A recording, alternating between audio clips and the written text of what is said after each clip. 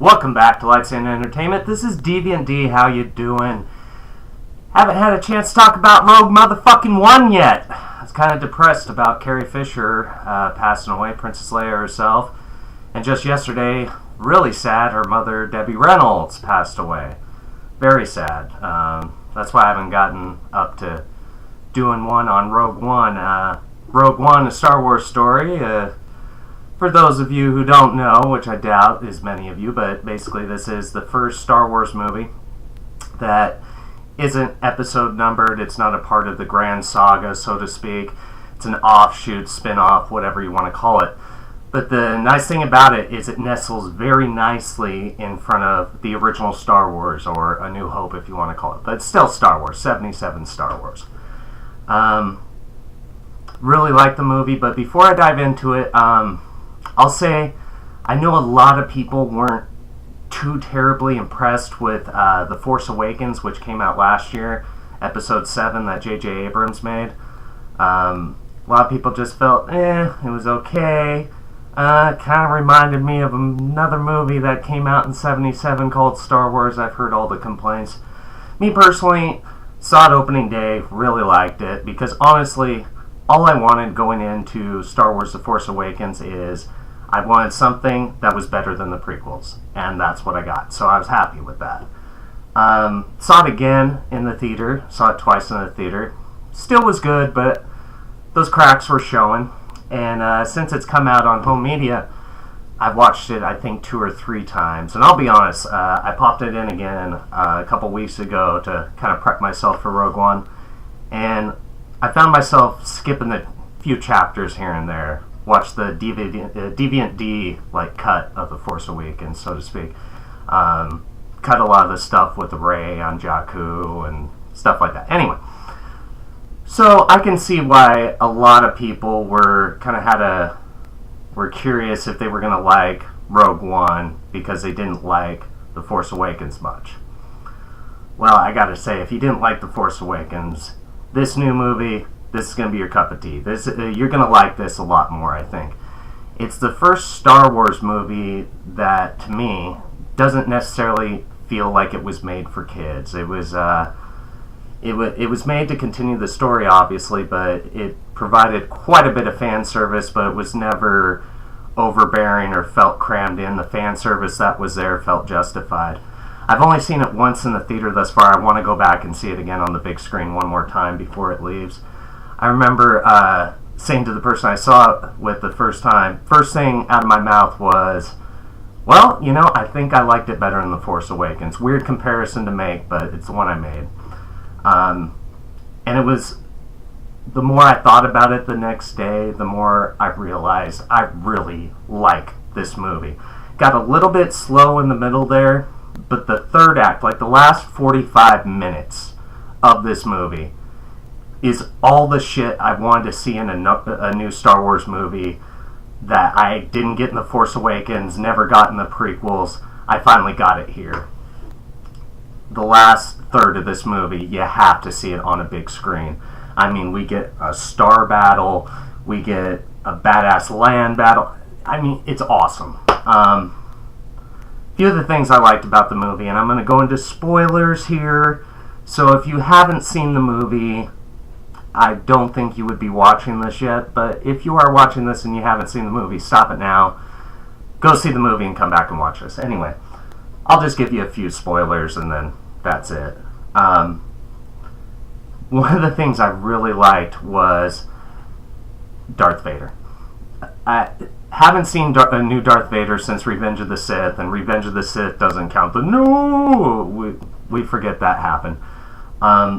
There is literally a scene at the end of this movie, and the scene itself doesn't take much, running time. Literally, it would probably be 60 seconds, 90 seconds top. But they show you a Darth Vader you've never seen on screen before. We've always known that, Darth Vader is arguably the most iconic cinematic villain of all time. But over the years, he's kind of lost his edge, so to speak. I mean, he's a fucking plush toy now. He's not as evil anymore. He's not as hardcore. They show that. there's this scene with Darth Vader making his way through a hallway, taking out like 20 dudes, and like I said, like 60 seconds, and he is like raising motherfuckers up to the ceiling, walking through them, slashing them backwards with his lightsaber, going forward to take more people, and then the bodies finally drop down. I mean, it's just crazy. Crazy stuff, like the stuff with Darth Vader, and just because it's James Earl Jones back voicing Darth Vader, I mean, it's just so cool. I tried to stay away from spoilers myself before I went and saw it. One thing I did not know, I had an idea they were going to use them, but I didn't know how much, is literally Disney has resurrected Peter Cushing from the dead. Because Grand Moff Tarkin, actually I think in Rogue One he's not even Grand yet, I think he's just Moff Tarkin.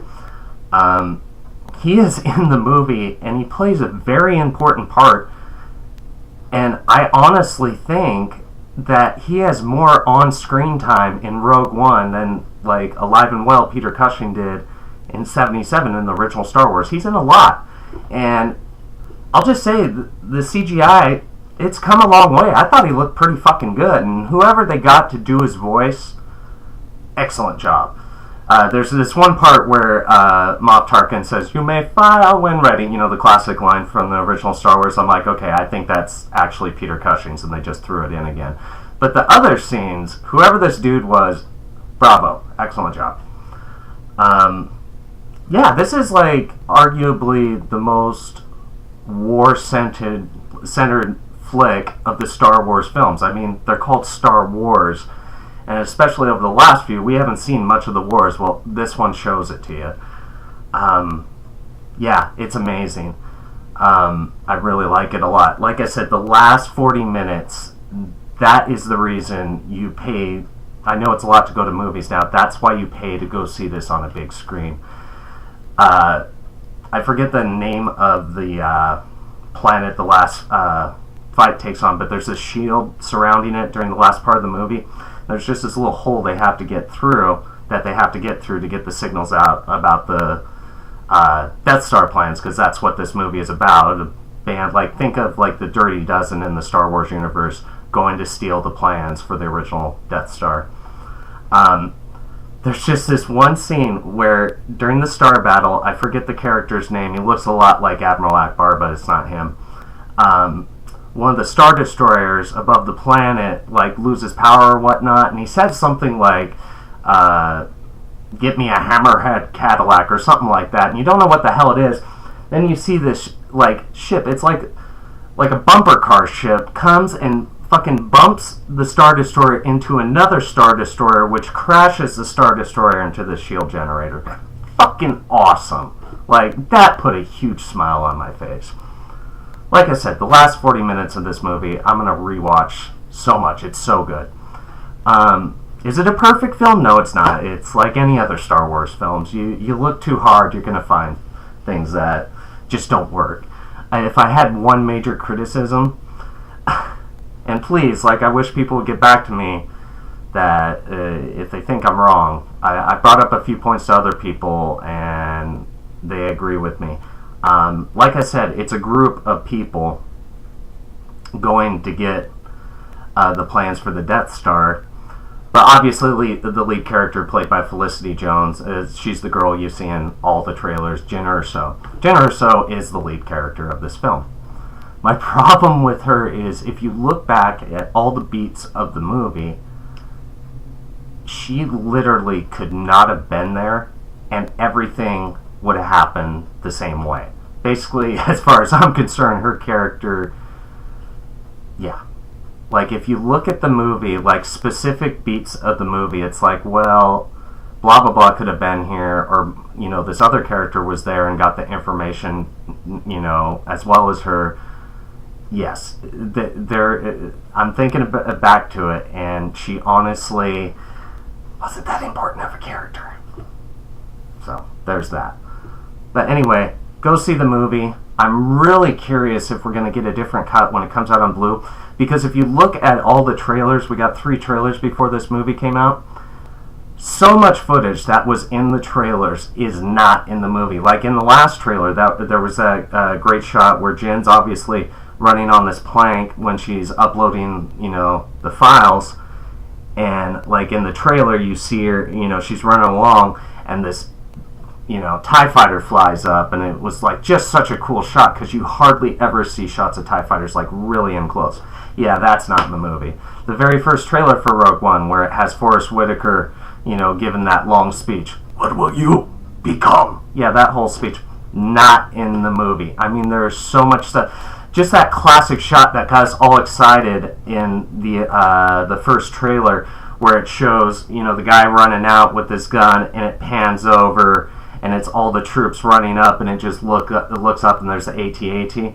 Yeah, that shot's not in the movie. So there's a lot of stuff. Like a lot of the fans were starting to get worried because there were rumors of, I think Tony Gilroy came in and kind of tweaked the ending a bit. And basically a lot of, chefs in the kitchen to make Rogue One possible. But usually that means the movie is not good and turns out pretty crappy. Not what happened here. Anyway, I'm rambling. Sorry. Go see the movie. It's fucking awesome. Rogue motherfucking One. Deviant D signing out.